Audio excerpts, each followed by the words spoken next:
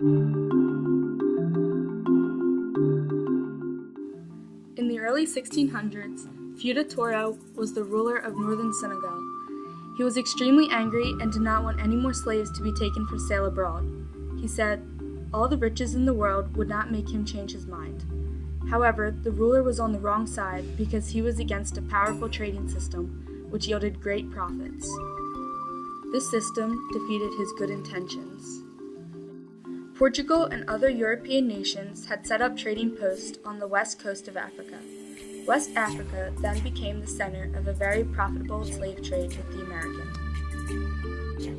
The transatlantic slave trade was different from African slavery. The slave trade forced the Africans to leave their own country and culture behind. By 1870, an estimated 9.5 million Africans were shipped thousands of miles across the Atlantic Ocean.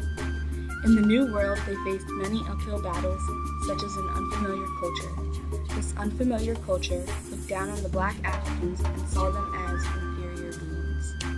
The Europeans relied on the rulers of Africa as well as merchants to bring the slaves to the trading post on the coast. The Africans traded slaves for guns, ammunition, and manufactured goods.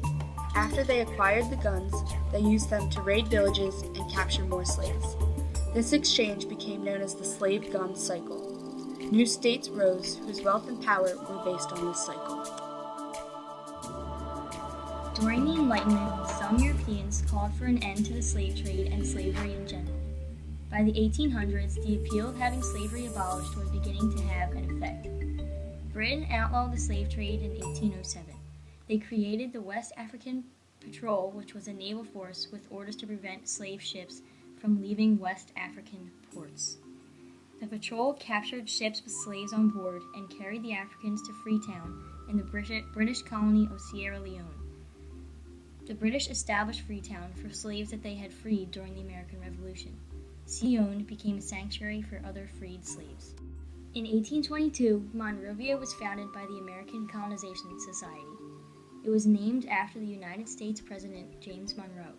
He was in favor of resettling freed African American slaves.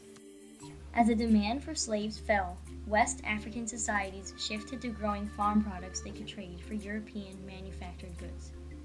They began to plant cash crops which were introduced from the Americas.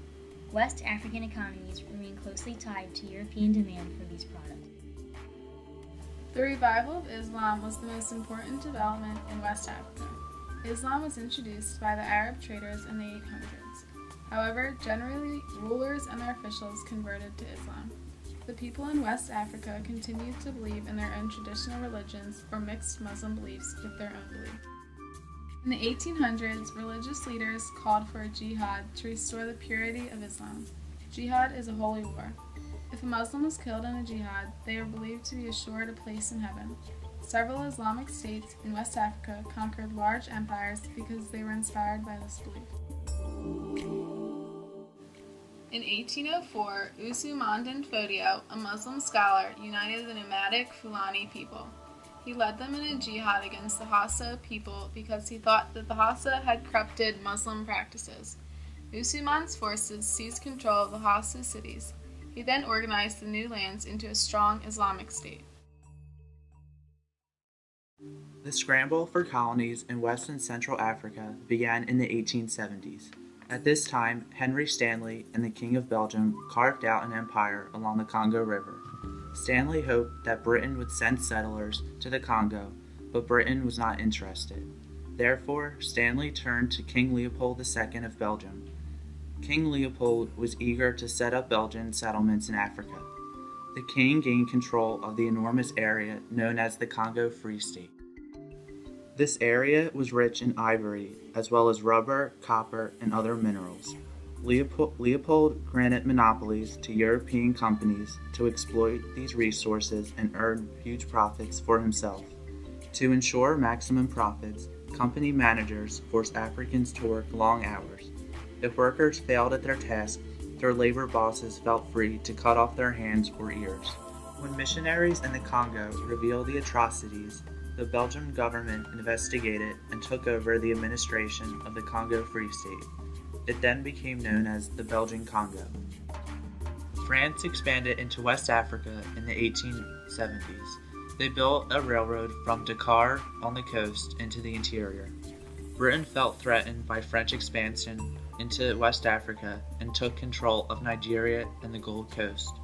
Germany, Portugal, and Spain also took territory. However, France acquired the largest part of West Africa. African rulers were persuaded, forced, or bribed by Europeans to sign agreements giving them economic and political rights. Even though the Africans signed the agreement, the Europeans ignored them and took what they wanted. If African rulers resisted, well-armed troops were sent to crush them. However, the troops did not stop the Africans from opposing European expansion. In the 1890s, an African ruler by the name Samori Touré signed an agreement with the French. This agreement, along with many others of the time, was broken. The French not only broke the agreement, but also tried to seize control of Touré's land. Touré fought back for 7 years, but the French captured Touré in 1898. Another ruler battled with the French until 1894. King Bahanzin was captured and exiled to Algeria. The Ashanti stubbornly resisted the British. The Africans showed much pride for their culture. They wanted to remain united as Africans, not become part of a different and new culture. They did not want to accept European teachings. However, not all West and Central African people fought the Europeans. Some accepted agreements that gave them minimum levels of self-rule. In the end, many did not fight because they had no hope of defeating the well-armed Europeans.